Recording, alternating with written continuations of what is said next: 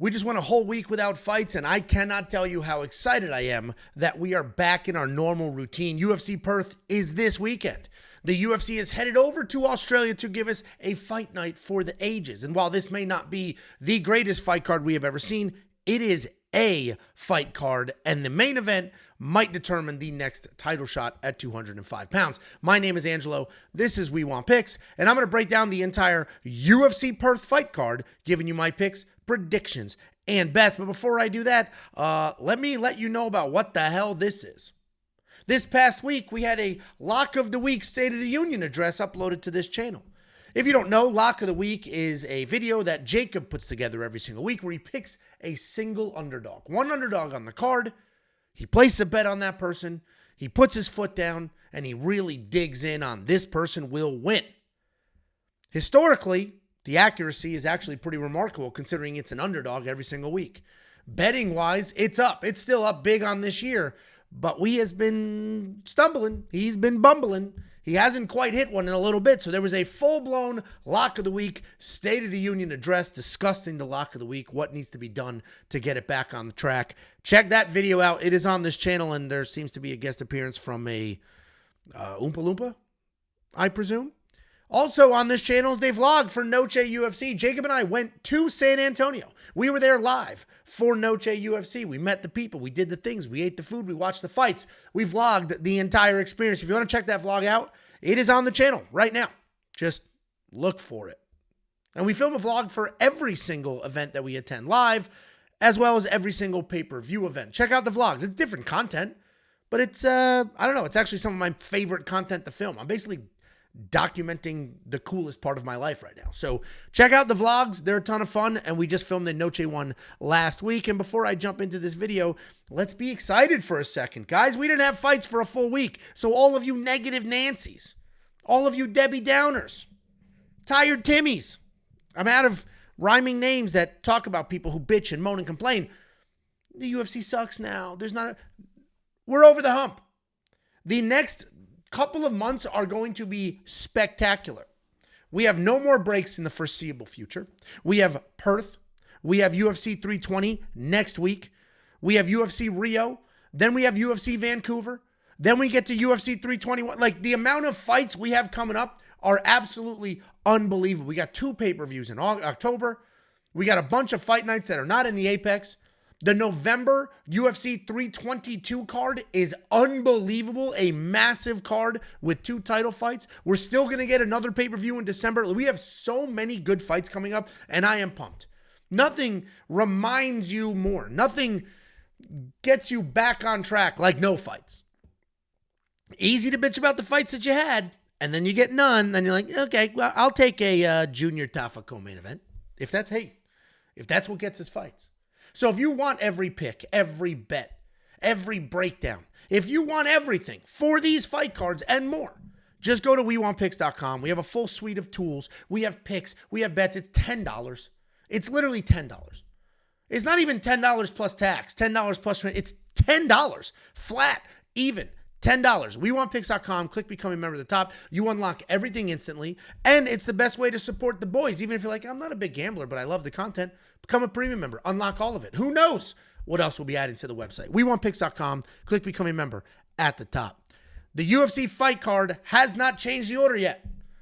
I was hoping that Perth would have a, here's our fight order. We don't have it yet. So I'm going to stick with the order that Tapology has, because somehow Tapology is far more accurate than the UFC's own actual website. So we're going to open up this card with Jonathan Micallef taking on Oban Elliott. This could be a fun fight, and these odds have stayed relatively similar. If you don't know, I've already broken down this card, but some of these odds have been cut in half. They've doubled in size. Like, the odds have gotten crazy on this card, or at least the movement has. This one's been relatively steady Eddie. Jonathan Micallef, decent striker, good wrestler.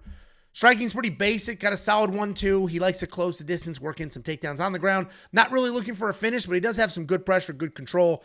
He's not very dangerous, but he is solid. He can do a good job sort of keeping that pace on track.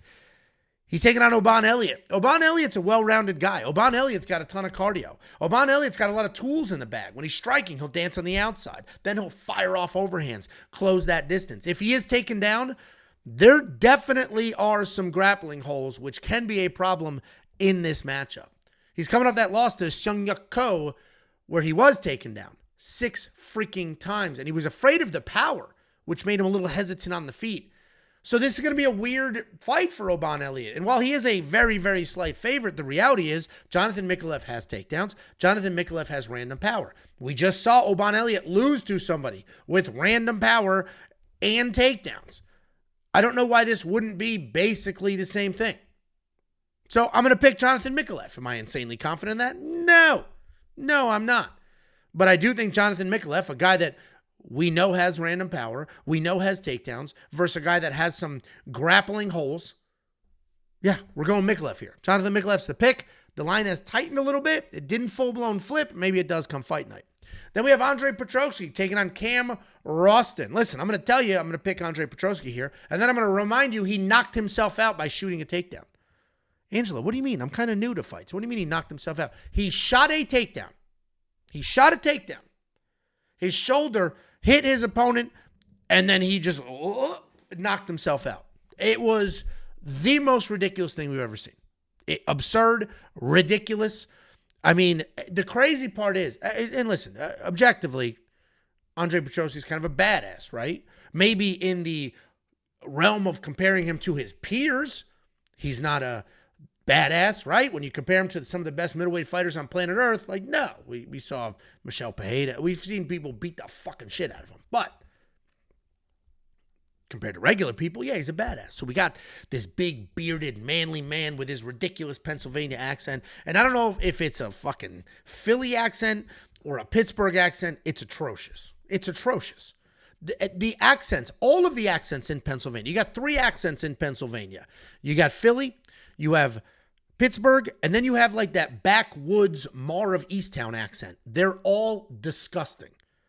They're 3 of the 4 worst accents in this country. The worst accent in this country, I'm sorry, Creole. That fucking Louisiana, like that on women, nice, right? It's soothing. But dude, that accent is atrocious, and I'm sorry. I'm sorry. Listen, people hate the way I speak. My neighbor literally just is disgusted by anything that resembles a New York accent. I'm not even from New York. Back to the break. Sorry, Andre. He's got the accent. He's got the beard. He walks. He's a tough guy. He wrestled at a high level, good grappling, and he fucking knocked himself out shooting a takedown. That's got to be tough. That's got to be tough. Anyway, Andre Petroski, while he could probably kick my ass, he might be able to kick Cam Rowston's ass as well. Good wrestler. He's got good takedowns. His stand-up is not great, but he does have some very real power in there, and he's pretty fast whether he's shooting takedowns or bombing away.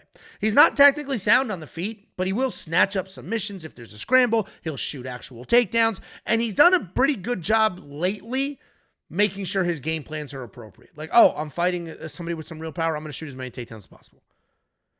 He did just lose to Edmund Shabazian. He was knocked down, but he said, let me wrestle. I can't strike with this guy. So the fight IQ is there. He's taking on Cam Rowston. This guy's doing a pretty quick turnaround.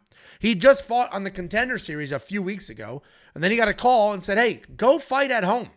We're going to send you to Australia. Go fight at home because you're Australian. He's a good striker, solid volume, good variety. Does a nice job throwing straight strikes. He does get hit, though. Grappling-wise, he can hang. He can create scrambles, but the wrestling is not fantastic. Andre Petroski, unreliable. You can't trust somebody who knocked themselves out shooting a takedown. It's not like if you're an old school fan like I am, and I know most of you are not, and the term casual to me is one of the dumbest fucking things people say. It's like if we go back to the 90s, it's gay. It's gay. Calling someone you're a casual, that's gay. Because if you're a casual, that means you have a life and you're able to do other things and not only live and breathe this. And I live and breathe this. This is literally all I do. I don't even watch other sports. People are always like, hey, who do you think wins the game today? I'm like, what fucking game? I only watch fights. So if you're a casual, you may not know this reference.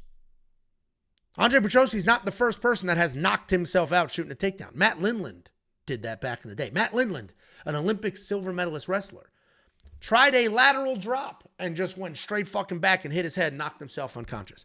That's different. He tried to throw somebody, landed on his own head. Andre Petroski shot a forward motion takedown, hit his shoulder. Didn't even hit his head, hit his shoulder. Knocked himself out. I'm going to pick Andre. I think this is too much too soon for Cam Rowston. Too quick of a turnaround. I don't think he's that good. Like, it's not like he's this unbelievable, nasty, like great no. I think it's too much too soon. Andre Petroski's too well-rounded, has too many skills, was already in fight camp. Is he unreliable? Yeah, sure. Is he the better wrestler? Yes. Does he have more power in his hands? Yes. If Cam Rowston was insanely dangerous and had Edmund Shabazian's power and takedown defense, we'd have a different conversation. But he doesn't. Andre Petroski's the pick. Sorry for the comments about your accent, Andre. I mean, it fucking sucks, though. Then we have Justin Tafa taking on Louie Sutherland. Justin Tafa was supposed to be sharing this card with his brother, but his brother is no longer on this card, so he's the only Tafa. He's the one carrying the name. And what a sloppy, disgusting fight this is. We got Justin Tafa, 7-5 in his career. What a storied career to be in the top MMA promotion on planet Earth. Heavyweight striker. He's got big power. He's got thunderous leg kicks. Takedown defense is actually very good. You're going to see here that his takedown defense is only 53%. He has only been taken down in one fight. And it was by Carl Williams. Carl Williams took him down a whole bunch of times in that fight, but he has defended every other takedown since. He's also never shot a takedown. He's a straight-up kickboxer. He's got that rock-solid jaw.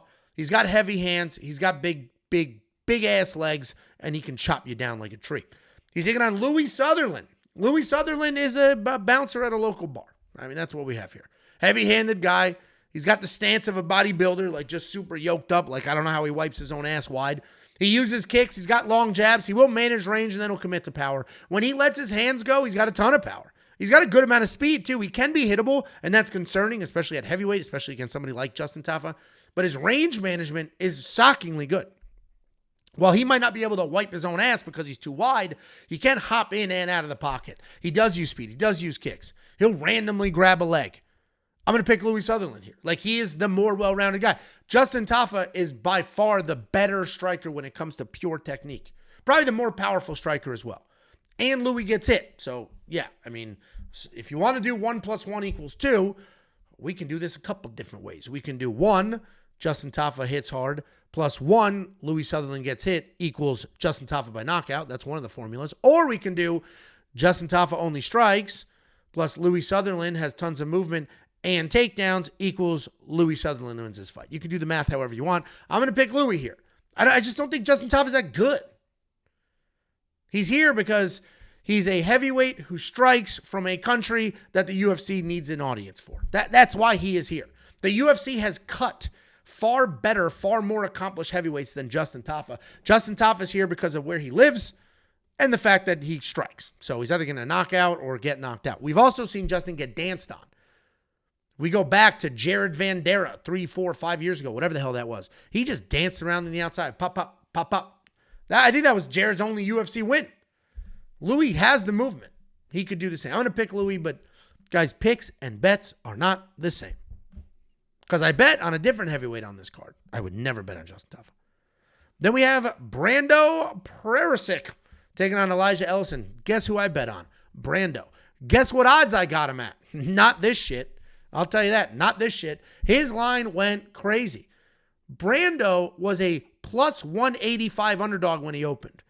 And you might say, yeah, but opening odds are tricky because sharps come in and they bet it down instantly. Last freaking week, Brando was plus money. Last week. I got him at -120. He's now -170. He's continuing to move, and it makes sense. It makes sense. Brando's good. Brando's good. Now, there's a lot of hype here, which is problematic because we have seen in 2025, hype means literally nothing. And he's got not only a ton of hype, he's got a fucking documentary crew following him around everywhere he goes. And it's the age-old story of like, I was a troubled youth and I was going to go to prison. If I didn't, thank God I took on fighting because I was heading straight to jail. But it's working for him because he was a professional kickboxer, very high-level kickboxer who's traveled the world and had a ton of success. He's been training at City Kickboxing Gym with, I'm not going to rattle off names, but with high-level training partners. The reason I had like an awkward hesitation there is because I don't know if City Kickboxing is what they all think it is, right? Like, at one point in time, it was. You had Izzy, Kaikar France, Dan Hooker, And then, like, a lot of these people start losing and their game plans are weird. And it's like, I don't know who's ever gone to City Kickboxing and got better. Right? Like, we've seen people go to Firas Sahabi's gym and then get better, be objectively better after they went there from before. We've seen people go to American Top Team and get better. I don't know who has gone, and correct me if I'm wrong. Like, this isn't 10 toes down, standing on business. This isn't me not open to alternative feedback. I can't think of somebody who was already in the UFC, then went over to City Kickboxing and got better. Because as much as everybody wants to hate on the fighting nerds, I have seen people. Michelle Ellison, for example, decent fighter, went to fighting nerds, literally got better. We've seen it. Brando's good. Brando is good. He was raised there. He's a professional kickboxer, moving over to MMA. He's a large, athletic heavyweight. He moves like a little weight. He's fast as hell. He's got power. He's got speed. He's relatively untested. That's the problem with anybody who has this few of fights in their career. But he's good. He has high-level striking. He has takedowns as well. He's not only a striker that can't do anything else. There are fights out there of him shooting takedowns, making stuff happen. He's big, he's strong, he's athletic. He's fighting a very undersized part-time fighter, Elisha Ellison. This guy's a retired cop, unless Google is wrong and there's a different Elisha Ellison that looks shockingly similar. He's a retired cop. He does private security. He moonlights as an MMA fighter. Style-wise, he's aggressive. He'll take the fight anywhere. He has no problem getting after it on the feet. He's not afraid of shit. He fights like a man. He grinds forward, bombs away, shoots takedowns, works his submissions. He's fast, he hits hard, and he finds finishes. But I'm going to lean on the guy that has a wealth of professional combat sports of experience. A guy that is at a major gym. Whether we agree or disagree on how good that gym is or is not, it is a major gym that has produced a world champion. I'll take that guy. Brando's the pick. I have the bet on him. The odds are starting to get unbettable, though. What is he going to be, a 2-1 favorite with only 5 forever professional fights against a fast, athletic, hard-hitting guy who can get takedowns? Yeah, no thanks. I'll stick with my minus 120 bet that we placed a week and a half ago or a week ago, whenever the hell it was. So if you're watching the videos, got to keep up. If you're not a premium member, become one. WeWantPicks.com. Click Become a Member at the top. Every pick, every bet, every tool. It's fucking $10. Like, honestly, in this world where eggs cost fucking it's $10, and we've never raised that price, ever. We've had premium membership for 3 years, maybe 4, I think 3. We have never raised the price, and we just add, improve, and we've never touched the price, ever. WeWantPicks.com, click Become a Member, support the boys. And here's the 4 fight cards that you'll get if you sign up right now. UFC 320 is in 2 weeks.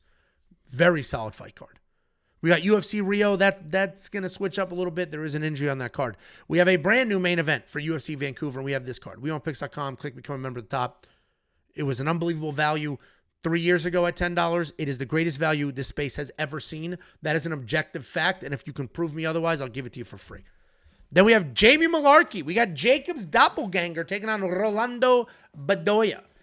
Jamie Mullarkey's not attractive. Sorry, Jacob. Jamie Mullarkey looks like he also has a sun allergy. Sorry, Jacob. Jamie Mullarkey has no chin whatsoever. But I think he wins this fight. He's a good fighter. I'm surprised he's the underdog. Like, the skills are there for Jamie Mullarkey. It's just the chin that's a problem. But he's not fighting somebody who hits hard. I don't understand why Jamie's a dog. I think Jamie wins this fight. Jacob should make him his lock of the week and basically interview himself. Just do like one of these, like, interview himself. People will think Jamie Mullarkey's in the video. They'll be like, oh, fuck. Jacob got Jamie Mullarkey in the video? This is crazy. And it's just him. It's just Jacob twice. Nope, you guys would not know. I don't know. This is actually Jacob. This isn't Jamie Mullarkey's official UFC pictures. This is Jacob. See what I did? You didn't notice. He's actually a good fighter, though. The chin's not there. But he can grapple. He can strike. He started his career as a grappler. Then he knocked a couple of people out. Now he's like, oh, I'm a striker. He's got good just forward pressure and volume, good fight IQ. Like, he doesn't suck. He did just get smoked by Mauricio Ruffy, but, I mean, that version of Mauricio Ruffy was pretty special. He's taking on Rolando Bedoya. Rolando Bedoya is also just a busy guy. 7.29 significant strikes landed per minute. He's just busy. He moves forward. He can chop the legs up a little bit. The leg kicks are nice, but he has no power, really. He's just a human punching bag at this point. I think Jamie Mullarkey wins this fight. I don't have a bet on him just yet. I'm going to keep an eye on the line. It's kind of tightening, but it hasn't tightened enough for me to be like, let me bet him now before we lose it. And I do think it's going to swing back the other way because I think people will look at this and people, the recency bias that everybody has, it's what have you done for me lately? I think people are going to be like, dude, Jamie Mullarkey lost to Mauricio Ruffy, who fucking sucks, bro. And I think people are going to bet against that. And I think that's dumb as hell. When Jamie Mullarkey lost to Mauricio Ruffy, that dude, Mauricio Ruffy in that fight came out with a freaking scissor kick. Like, Mauricio Ruffy is good. Did he get mollywopped by Benoit Saint Denis? Yeah, he sure fucking did because he was paralyzed by the idea of a nonstop wrestler who has proven in real life human combat that he won't quit in front of him. So he froze. To say Mauricio beat Jamie, Mauricio sucks, so Jamie sucks. Jamie doesn't suck. His chin sucks. He's, unfortunately not an attractive man, but he doesn't suck. And I think he wins this fight. Jamie Mullarkey's the pick. Then we have Luana Carolina taking on the latest of a cross-promotion scoop-up, Michelle Montague. This line is widening. Michelle Montague is becoming a bigger and bigger favorite as the fight goes on. And I get it, but another relatively untested fighter. And Luana Carolina is 11-4. She has 15 fights, and a lot of those fights are in the UFC. She's a striker, good takedown defense. Not the most technical woman in this division, but she's fantastic in the clinch. She's got good knees, good elbows, an awkward striking style that's hard for people to read, and good takedown defense at 74%. She just beat Lucy Pudilova. She gave up a few takedowns, but she was busy. She doubled the strikes. She didn't get worried. Taking on Michelle Montague, the latest PFL crossover. And these are so hit or miss. The narrative of everybody outside the UFC sucks. People say that like, oh, Apache Mix lost, everybody sucks. Oh, we saw, what the hell's his name? Aaron Pico. Well, they all suck. Everybody sucks. Patricio Pitbull just got to win. Ante Delisha just got to win. It's a broad brush to stroke there. They all suck. Because Michelle Montague, yeah, she's the latest favorite PFL fighter to cross over. She doesn't suck, though. She is 6-0 on paper. It's against trash level of competition, but even outside of MMA, she has competed in wrestling on an international stage. She has competed in jiu-jitsu at an international stage. She's very good at two different sports. Wrestling and jiu-jitsu are not the same thing. Go watch Mikey Musumeci. Some of the best jiu-jitsu in the world. Watch that fucking kid shoot a takedown. It's not good. He'd rather scoot his ass across the mat and leave a shit stain than he would shoot a nice double up the middle. Michelle Montague can do both of those things. And she'll get after it on the feet. She is not afraid to strike. She will move forward. She will bomb away. She will get in your face. She's tremendous. I think she wins this fight because she's big. She can wrestle. She can grapple. She's not afraid to get hit. She'll punch her right in the face. Michelle Montague wins this fight. She's going to be the pick. I am surprised to see the line continuing to widen because we do have a proven fighter in Luana Carolina. I've seen the comments, she was knocked out by Molly. All right, she was knocked out by Molly. Molly McCann has some power. And Molly McCann knocked her out with an insane, out of fucking nowhere spinning back elbow. Like, relax. Shit happens. Shit happens. Jean Silva just got knocked out with the same thing in a round that he was dominating. Jean Silva was dominating that second round to the point where everybody was like, ooh, he's going to finish Diego Lopes. And then, bink, spinning back elbow. Shit happens. Michelle Montague wins this fight. Luana Carolina doesn't suck. Then we have Colby Thicknesse. Dude wakes up, shaves all of his face except this, and then is like, hey, check out my ironic mustache. I'll sip coffee in an independently owned library. That's who I am. Look at me. I'm either a pervert or so smart and different. Fucking hipster doofus. We got Colby Thicknesse taking on Josias Musasa. Colby Thicknesse, pretty well-rounded guy. He is Alex Volkanovski's training partner. Everybody even knows who he is because he stepped up on short notice a couple of events ago against Ilya Toporia's brother. Same card where Ilya and Volk were fighting, so it was like, Volk's training partner, Ilya's brother. And then Colby got this shit kicked in. Is what it is. Mostly a grappler. He does use some striking to close the distance and move to a clinch. Maybe get you against the cage, try to drag you to the ground. His striking is loose. He has low hands. He'll bounce around. He can bring in some power because he'll leap. Like he will just jump forward and whoop. I don't think he's very good, though, and this is going to be an interesting test. He's taking on Josias Musasa. Fast, powerful striker, does a really good job moving forward, does a really good job looking for a finish. He maintains his defense. He's not much of an offensive wrestler, but if he ends up on top, whoop, you got problems. Insane power, especially for this weight class. And he knows it. He knows he has that insane power, which is why he moves forward, which is why he headhunts. He's a ton of fun to watch. He's very creative on the feet. He's fast everywhere. He is coming off that loss to jiu-jitsu nerd Carlos Vera where, it wasn't just the jiu-jitsu. He got hit pretty hard in that fight. The reality is these odds make sense. When I first broke this down, we didn't have odds. I was picking Musasa.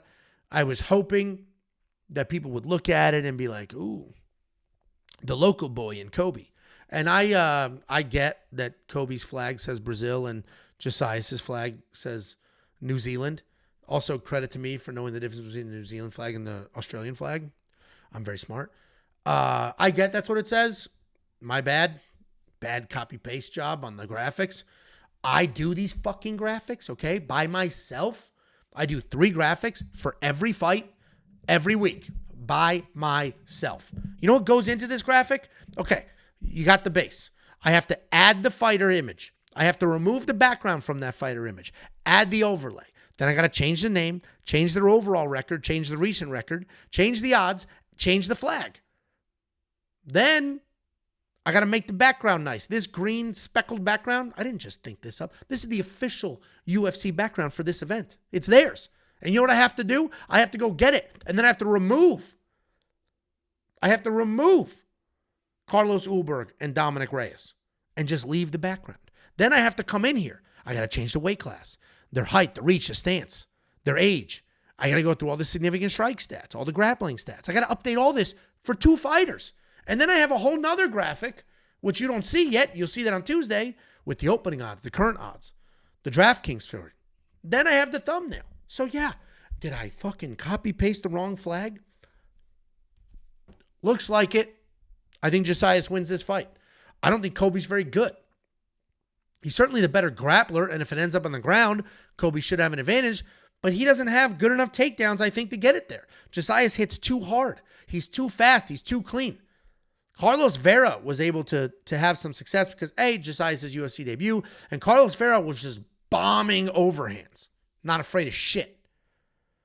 Colby will be afraid.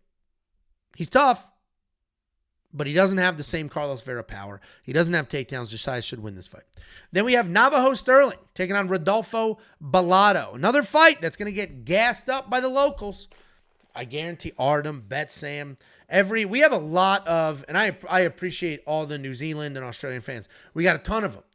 And a lot of that has to do with what Artem and Betsam do here, right? Not only do they put content on our channel, right? Artem is breaking down every Dana White Contender Series card, doing so pretty well. But they also have all their picks and their bets on our website at WeWantPicks.com. So while they have their own audience on that side of the world, that audience will bleed into my videos and stuff like that, and I appreciate it. But guys, the Australians, the New Zealanders, I don't know if it's because those countries are islands. I don't know what the deal is, but you guys are so high on your own fighters, you are blinded. You're blinded by the flag.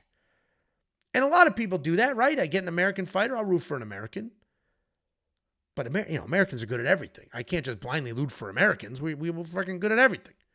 It's crazy how good we are at shit. So I get when Australia, New Zealand gets a couple good fighters. And the reason I'm doing this little rant here is I think Navajo Stirling wins this fight. But if you listen to anybody with that shrimp on the Barbie accent, or what was that? The glass in the water. What was that TV show in New Zealand where the girls go missing or whatever? That accent, the New Zealand accent. If you listen to anybody that talks like that, Navajo Stirling's the greatest fighter that this world has ever seen, and he's going to be a world champion. Listen, no. Does he win this fight? Probably. Navajo Stirling's a good striker. We've seen that he can shoot a couple takedowns as well.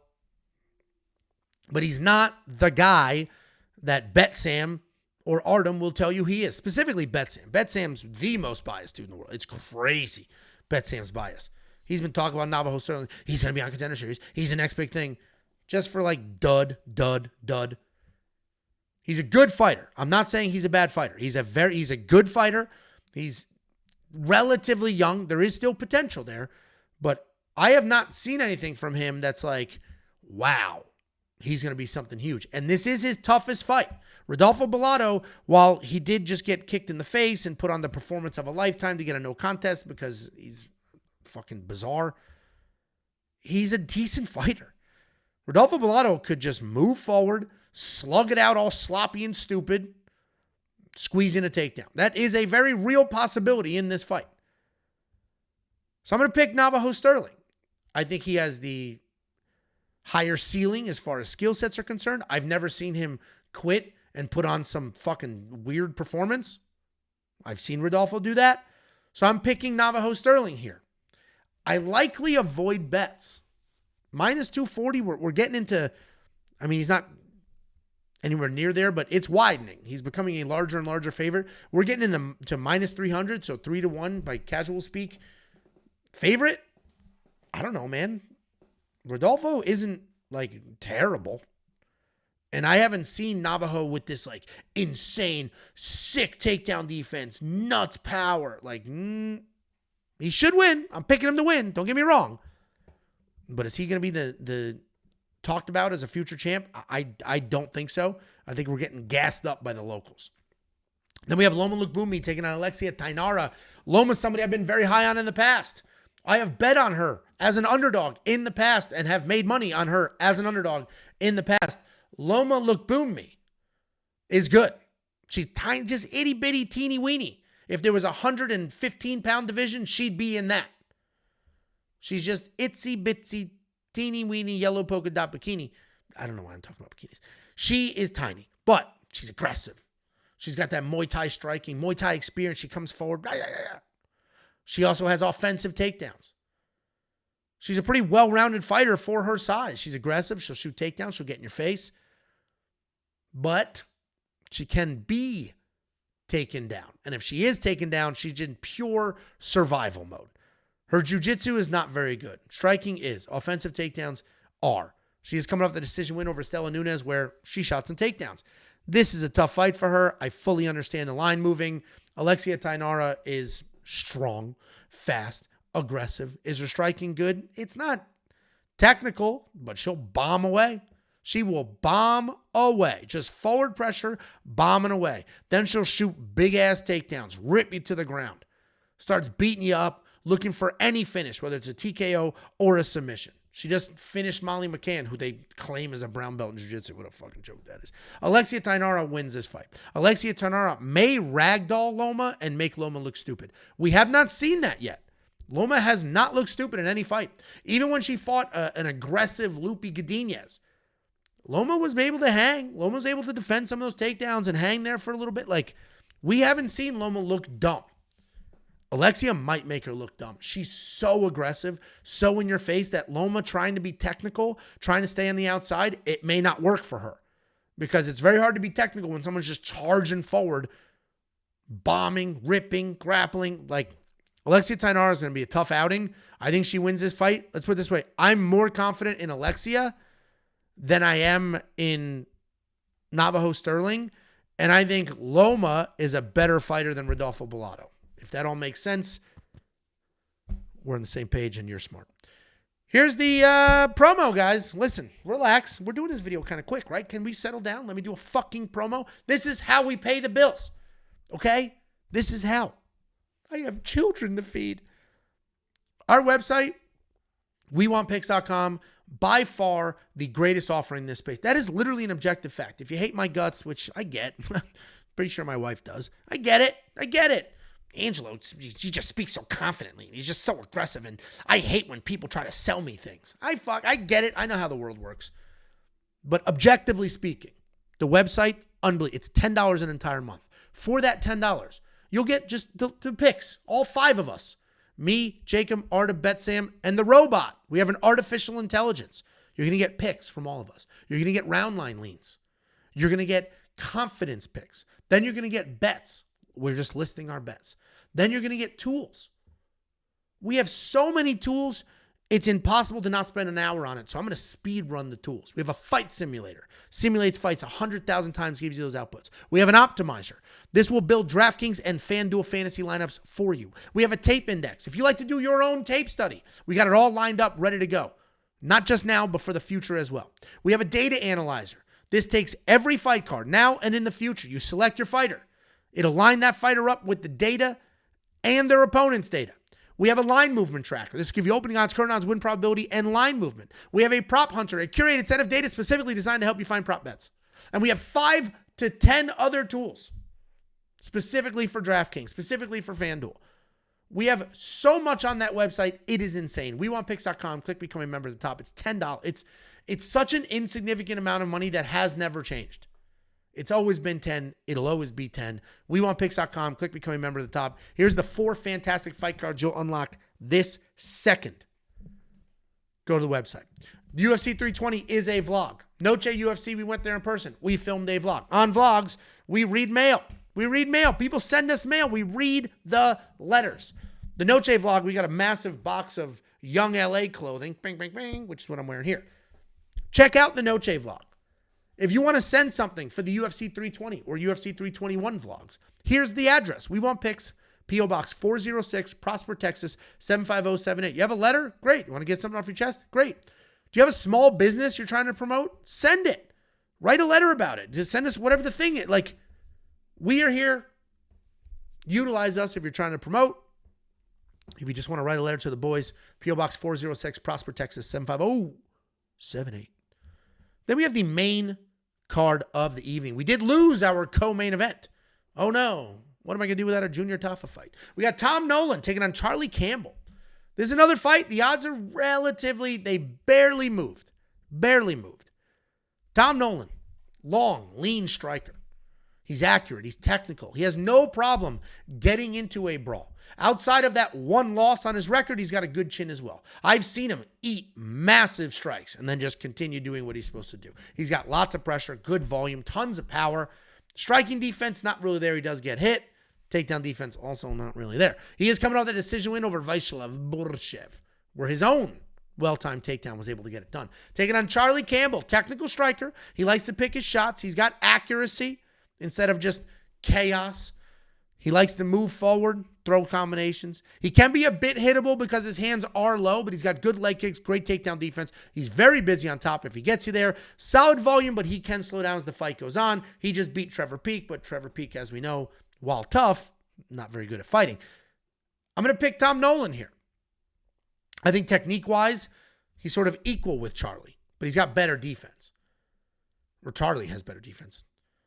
But Tom is long. Tom is lean. Tom is durable.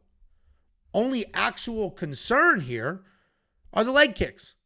Tom moves forward too much for Carly to plant and throw and to land those leg kicks. So I think Tom's just going to keep moving forward. While Charlie wants to throw the leg kicks, he's just going to be backing up. He's not going to be comfortable. I think Tom Nolan gets it done. I'm not going to bet on Tom Nolan outright, but let's wait for the round line. I think this will go to a decision no matter what. Maybe we somehow get lucky in a 1.5 round line. Tom Nolan's going to be the pick. Let's see what we get with props before we throw some money out there. Then we have Jake Matthews, biggest favorite on the card. Jakery Matthews taking on Neil Magny. Biggest favorite on the card makes sense. He should be the biggest favorite on this card. He should win this fight. While Jake Matthews has had sort of a, I don't want to say up and down career, but he's got losses. I mean, he's got 7 losses. He is still a decent prospect. He's a well-rounded guy. He's got good technical striking, solid wrestling, very good grappling. He's not insanely powerful. He doesn't do anything like unbelievably well. It's not like, wow, this guy's amazing at X. But he is very well-rounded. And he has fought a very high level of competition. And he did just run through Chidi Njokuani. I thought that fight was going to go over. As a 1.5 round line, I'm like, that's crazy. Both of these guys are durable. Both of them, like, I'm shocked it's 1.5 round. And then Jake Matthews just climbed his back and finished him. He's taking on Neil Magny. Tried and true vet. Guy looks like the Predator, like the animal from the movie, Predator, or the Alien. It's the hair that does it, and the size of the forehead. Neil Magny is a tried and true guy. He has been in this division for about 150 years. They say he's 38 years old. He is a vampire. This guy is 112. He's very, very well-rounded. He can do everything. His specialty is be a busy striker and then hold you against the cage. If he can get you into a clinch against the cage, he'll squeak out some weird decision. He's pretty tough. He's pretty durable. He just finished Elisha Zaleski, but we have to be reminded Elisha Zaleski is also his age. When Neil Magny's fighting people his age or Mike Malott, he can look good. When he's fighting younger guys, when he's fighting people a little faster, a little cleaner, people that are not stupid. Because if you're stupid, Phil Rowe, no offense, you'll engage in some random clinch fight with Neil Magny. Jake won't do that. Jake will shoot takedowns. Jake will stay busy with his hands. Jake will win this fight. That's why he's a 5-1 favorite here. He was a 6-1 favorite, so it did tighten a little bit, but I don't think that's a reflection of people losing confidence as much as it is people just, these odds are crazy. Let me bet the other side. Jake Matthews is the pick. Then we have Jack Jenkins taking on Ramon Tavares. This line collapsed. Jack Jenkins, when I filmed this video a week ago, was minus 480. He was the biggest favorite on the card. He was almost a 5-1 favorite. Now, he's not even a 3-1 favorite. That line collapsed. And I get it. They see the mustache. A mustache like that tells you a lot about a person. It just tells you a lot about a person. Because it's like, this guy's so focused on being like ironic. Same with Jimmy Crute with the mullet. Dude, mullets in the 90s were cool because it was just literally the cool haircut. Then after that, it stopped being cool. Now it's like making an ironic comeback. Like, if I look like white trash, it's cool, man. Remember the 90s? The 90s were sick, bro. Let me do that. So, like, they're making a comeback. But it's making a comeback in elementary schools. So for Jack Jenkins to have kind of a mullet and a mustache, just an ironic pervert stash, what are we doing? So that's why the line's collapsed. It has nothing to do with his fight skills.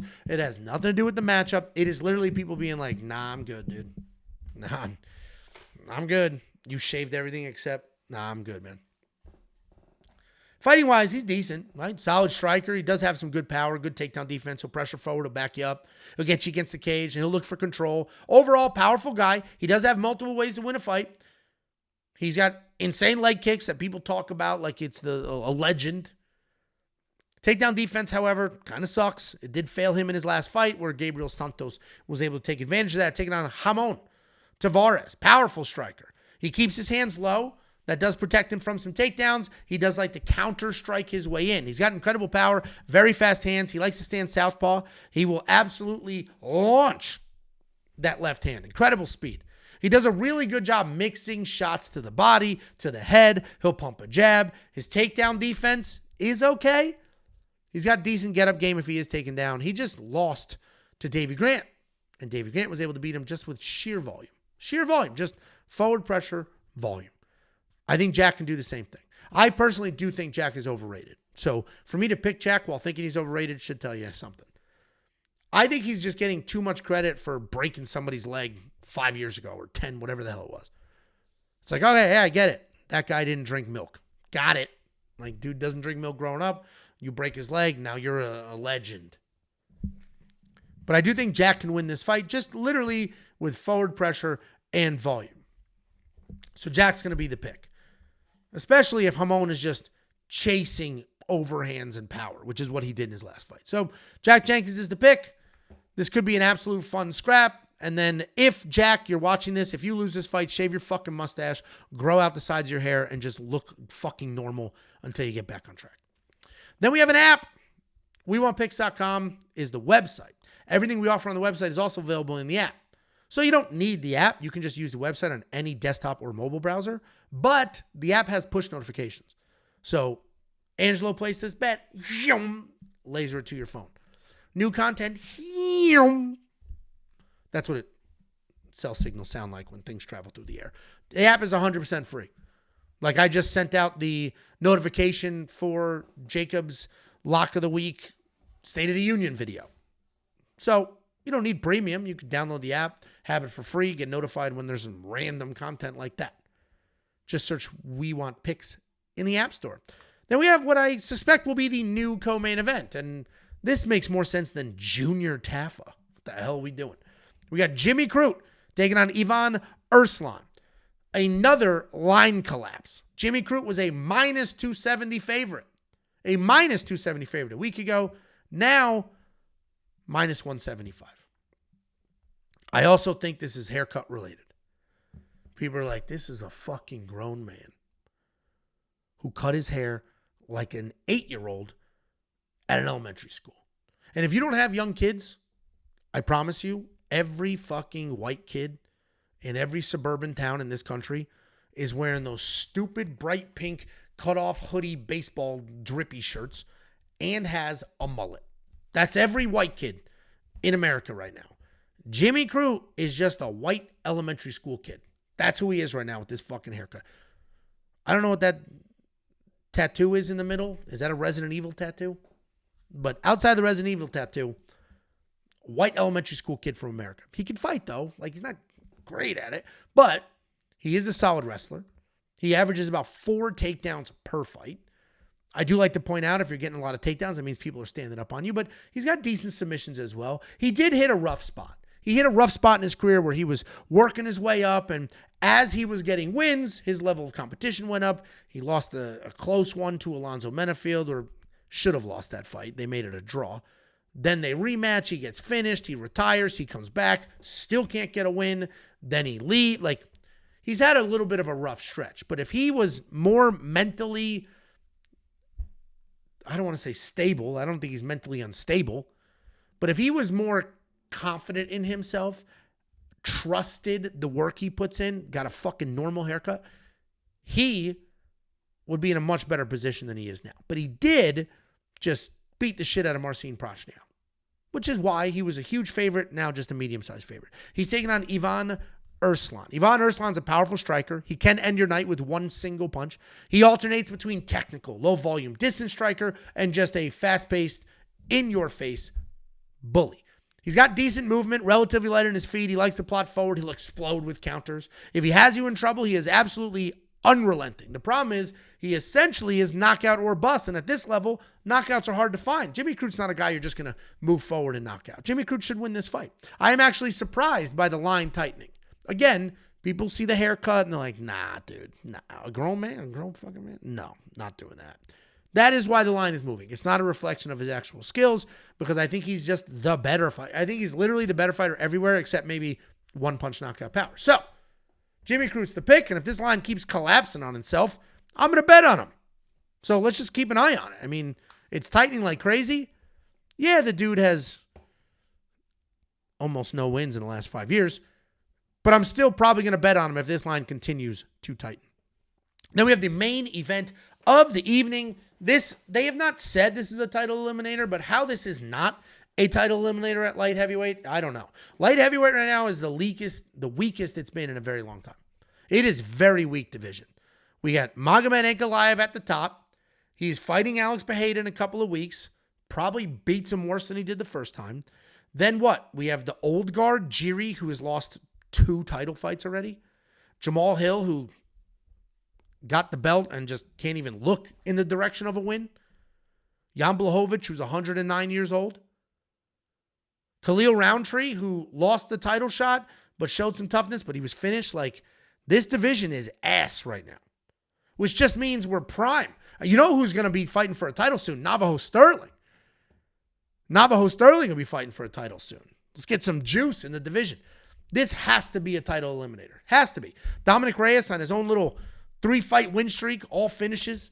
Carlos Ulberg has the longest win streak in this division. His one and only loss in his record was like a flash knockout to Kennedy Nchukwu in a fight that he was dominating. Carlos Ulberg is like the rest of the city kickboxing guys. Dance around, has that pretty, well, first of all, he is pretty. Best looking guy in the UFC. How could you argue against that? He dances around, technical striking. There is power there, but it's not like fear of God power. It's not Alex Pereira power. It's well-timed power. Like, Alex Pereira is knocking people out because he hits so freaking hard.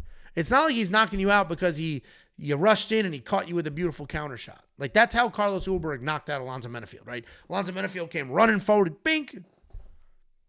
Carlos is not a guy that is just knocking people out left and right. He's not a guy that is known for his power. But he is a very technical striker who has very good takedown defense. He is tremendous at 6'4". He's got good cardio. We see him shoot a takedown. He is a good fighter. I don't think he won his last fight. That was definitely a sketchy win over Jan Blachowicz. But Jan has all the experience. Jan's been around the block, a champion. I believe he defended his belt. Still managing to hang in this division despite his age. Carlos Ulberg is a technical, pretty boy striker. Not necessarily a dog, if you will, but certainly a good striker. Taking on Dominick Reyes. Dominick Reyes, as we all know, former title challenger, worked his way up to a title fight. A lot of people think he beat John Jones, and then the fastest fall from grace I've ever seen. But Dominick Reyes is also the only person I have ever seen full-blown pull himself out of a death spiral. Full-blown pulled himself out. How many people have we seen get to a title or get the title just to lose it? Fine, you're not going to be undefeated forever. You're not going to keep the title forever. To lose it and then not find another win either ever, or you lose 2 or 3, you get one shitty win, you lose 2 more. Not Dominick Reyes. He death spiraled, and now he pulled himself out. 3 wins in a row, decent win. I mean, some of them are decent. Nikita Krylov doesn't suck. Dustin Jacoby doesn't suck. He was able to get a couple decent wins here. Both of these guys doing something recent. What have you done for me lately? They've both done something. Carlos won a sketchy decision. Dominick Reyes knocked out Nikita Krylov. I'm going to pick Carlos Ulberg here. I think this is mostly a striking matchup, and Carlos is the better striker. While Dominick Reyes has the torso of a giraffe, the reality is he doesn't use his reach very well. Carlos Ulberg does, because he pops in, he pops out. Carlos Ulberg is the more technical striker. If Dominick Reyes was like moving forward, shooting a ton of takedowns, if Dominick Reyes had an iron chin, then we would have a different conversation. But if Dominick gets overly aggressive and charges forward, he might get clipped and put down. If Dominick tries to wrestle, I don't think it's going to work for him. Carlos Ulberg's takedown defense is very good. So then he looks desperate. And Carlos is at home. This has to be Carlos. Carlos is going to be the pick. This line moved the opposite direction. We talked about a couple lines that collapsed. Carlos Ulberg was the minus 160 favorite. Now he's the minus 260 favorite. Carlos Ulberg is going to be the pick. I think he wins this fight. I think it's pretty straightforward. I don't think we're actually going to get a finish. I think we're going to get 25 minutes. It might be boring with Carlos dancing around, or could be chaos. Either way, Carlos is going to be the pick. Guys, that's the breakdown. Do me a favor. If you haven't subscribed, click subscribe.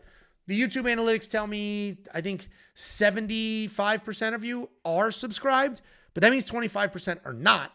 And the amount of views we do, about 500,000 in a month, it's a lot of people not clicking the button. Click that goddamn button so you don't miss any of the random content we'll throw up, like the vlogs, like Jacob's State of the Union for the Lock of the Week.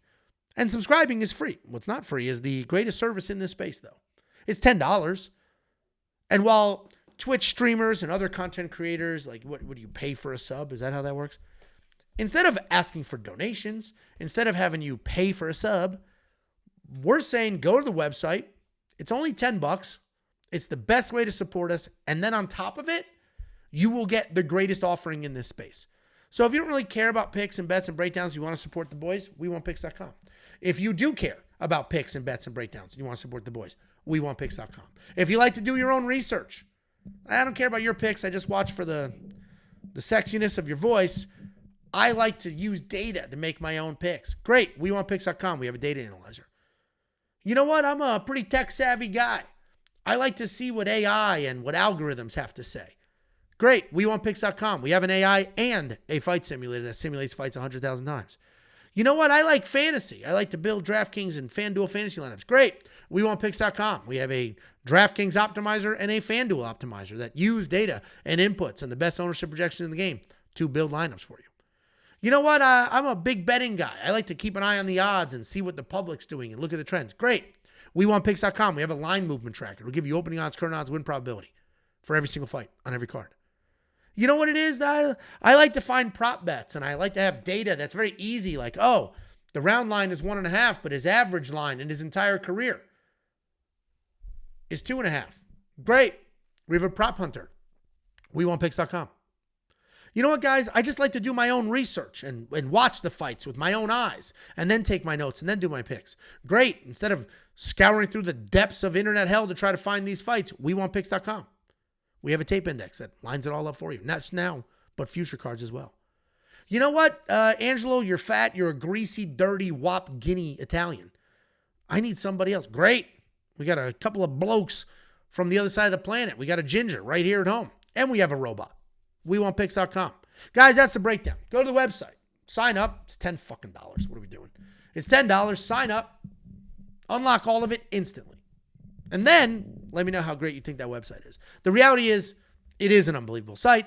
And if you can't tell by the excitement in my voice and this breakdown, I am just so ready to have fights back. Because while it was only 1 week off, technically, it's 2 weeks in the last month.